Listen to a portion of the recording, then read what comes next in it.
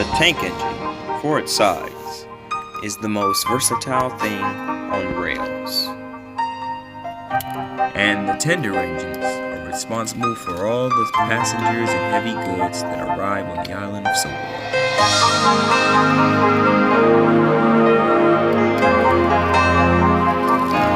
This is NWR Stories.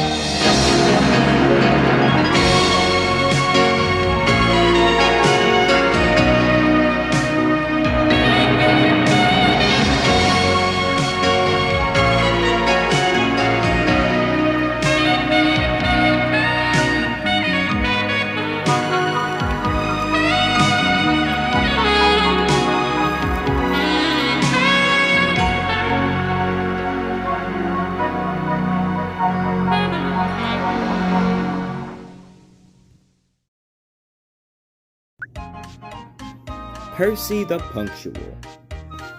It was a warm afternoon on the island of Sodor, and Percy was shunting in the yard, preparing trains for the other engines.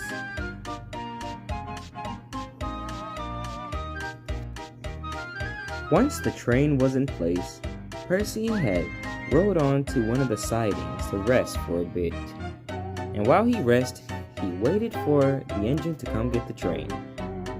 To Percy's shock, a big red engine had buffered up to the train and was ready to set off.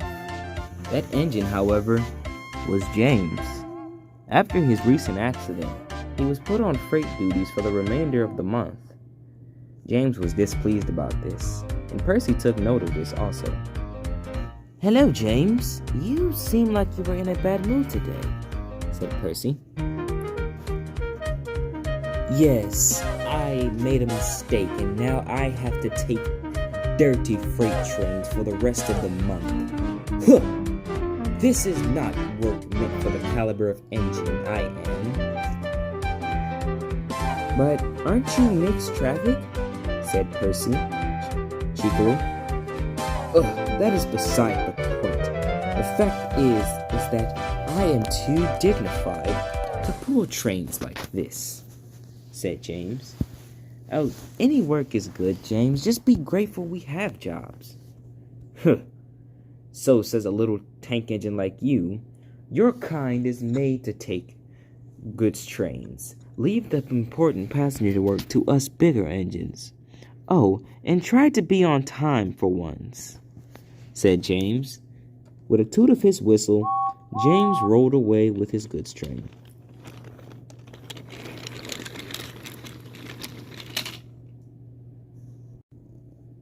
Shortly after that, Percy had just returned with some coal and water when the yard manager had showed up to him. "Sorry, Percy, you won't be taking this train today." "Why is that?" said Percy. "Well, Sir Topham Hatt needs you to take over for Thomas on his branch line, 'cause apparently his side rods have came off, and he's gonna need to get them repaired at the steamworks. Can you handle that?" "I guess. I haven't pulled passengers in a while, but I can manage," said Percy. And with the toot of his whistle, Percy rolled away to get Annie and Clarabelle. Thomas's coaches were Annie and Clarabelle. They were rewarded to him after he saved James from an accident in 1925. Percy knew how much Annie and Clarabelle meant to Thomas, and he made sure to treat them gently. Come along, mustn't be late," said Percy to the coaches. All right, said Annie and Clarabelle, and they soon set off for the station. After collecting Annie and Clarabelle, Percy finally arrived at the station. He was a bit late, but he was just glad he got there.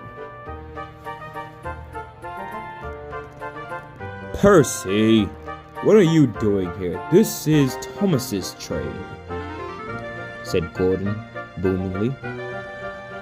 "Thomas is at the steamworks getting his side rods fixed, so I'm taking over for him today." "Well, so far you are doing a bad job. You are 5 minutes late," said Gordon sternly. Come on now, Gordon. He's only late by 5 minutes. Leave the poor engine alone, said Andy. He must realize that solar engines are never late with their trains and are always on time and really reliable. And with a proud blow of his whistle, Gordon set off with the express.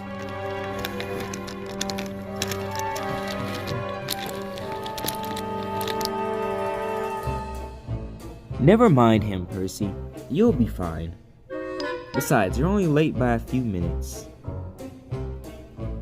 Soon Percy's guard whistle blew, and with a toot of his whistle, he rode away with his coaches.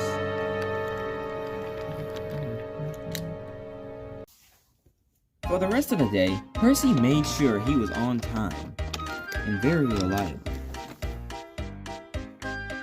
He made sure that he kept on the timetables, as he did not want to be late with Thomas's train.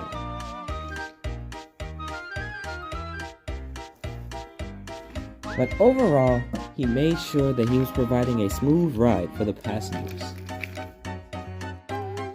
After he was done with his few stops, he finally arrived at the last station.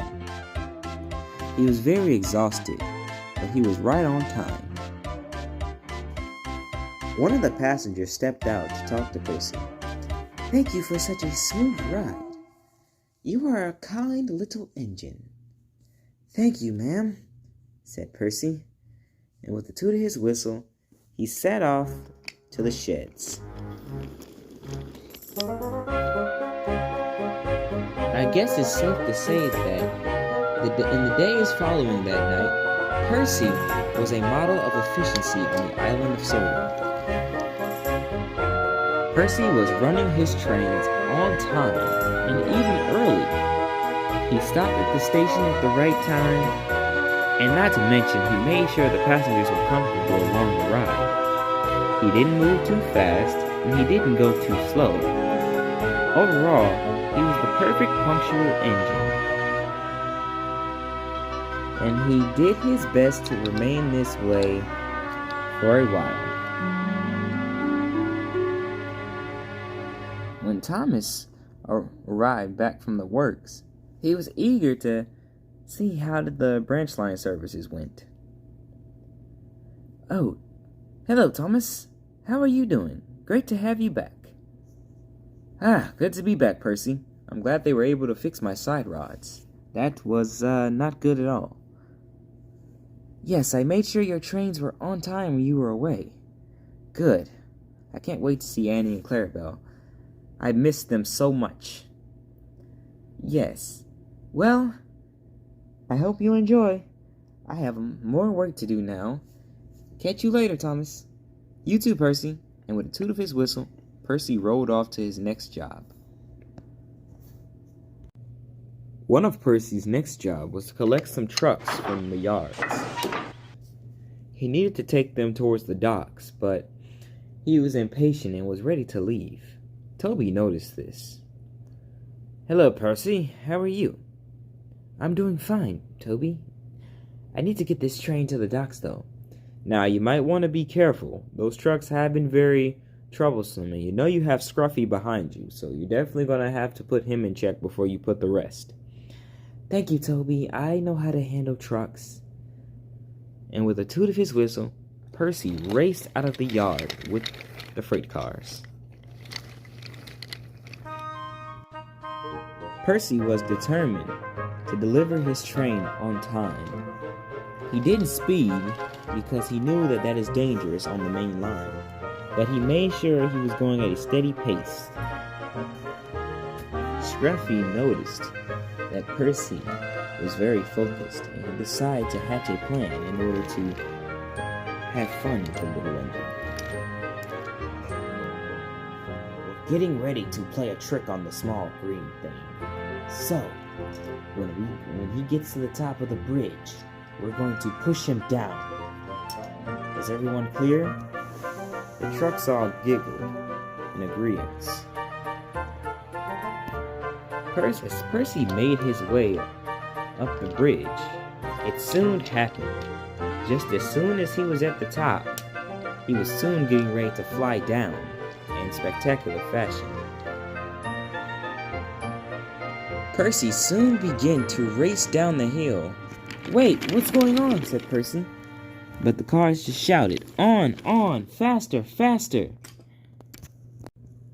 Percy tried to regain control, but it was no use against the surging freight cars.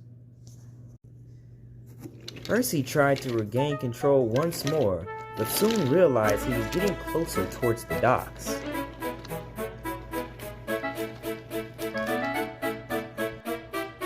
Meanwhile, Henry was getting ready to take a train of fish, until he got the alert of Percy heading down the line.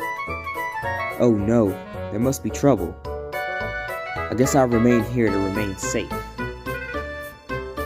But just as he said that, Percy raced into the docks. He was heading towards Henry, but he was diverted onto the line next to Henry.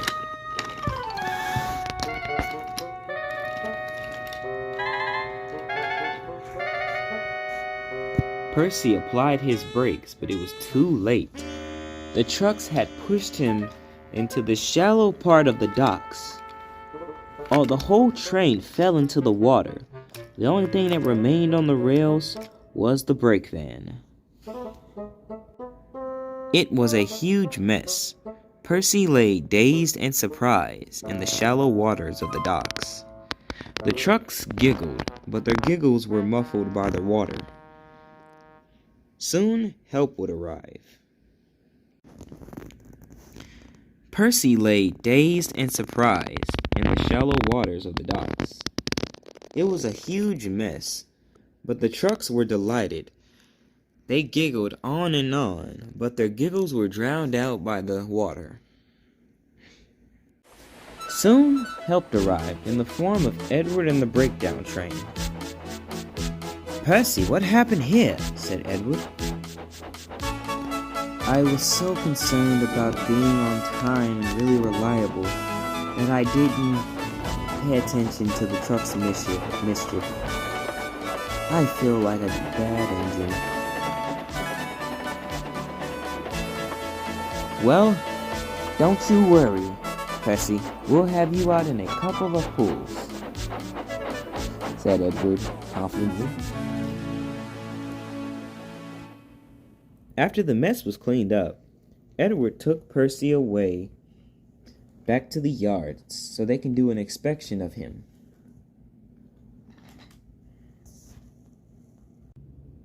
Later, the Fat Controller spoke sternly to Percy. "Now, Percy, the accident was not your fault, but you should have known about the trucks." "I know, sir. I was just so concerned of delivering my train on time that I kinda just lost focus." "What made you so worried? You were doing a good job. Your crew told me. James told me that really useful engines are never late, and Gordon scolded me for being 5 minutes late," replied Percy. "Let me ask you this, Percy. When you pulled your train, even though you were 5 minutes late, were your passengers safe? Yes. Did the passengers complain? No, sir. Did you provide an excellent service on the railway? Yes, sir. Then that is all that matters, Percy. Being reliable doesn't mean being on time or being really useful. It means being there for others when they need you the most. And in this case, the passengers needed you whether you were late or not. Now, I'm going to have a talk with Gordon and James. I might put James back on freight duties for the rest of the few weeks. He was almost up until now." "Yes, sir. Thank you."